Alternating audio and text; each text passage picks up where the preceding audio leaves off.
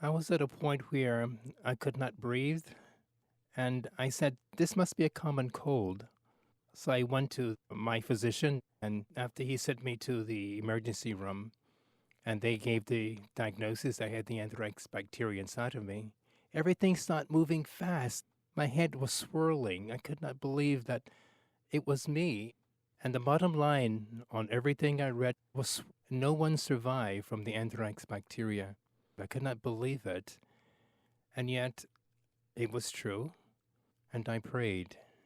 I prayed not so much as for my survival, but for those too that maybe had been exposed.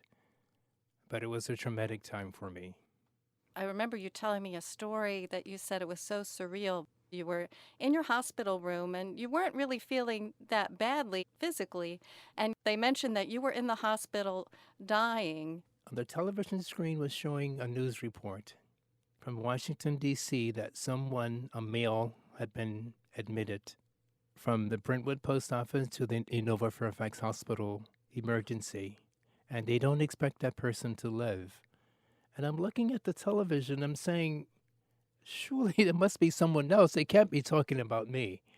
Because I had the faith to know that I'm going to survive. I'm at the right place. I'm at the right time. The doctors, they're going to make me well.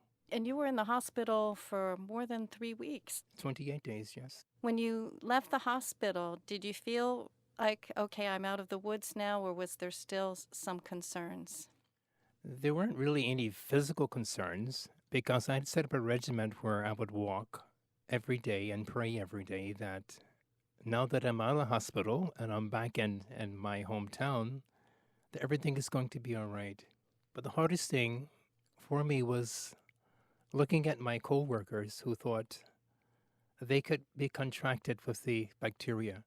And there was a certain distance from people that I thought were my friends, and it really hurt me. Do you think some of it had to do with the fact that, two of your other coworkers and friends died during this I Brentwood think that was attack? perhaps one of the reasonings that they thought perhaps that the bacteria was still inside of me. It had not been eradicated totally. But I have the hope in knowing that if someone is contracted, their chances are survival are 90% greater than they were when I first contracted it. My story is to tell people that, hey, look, you can survive.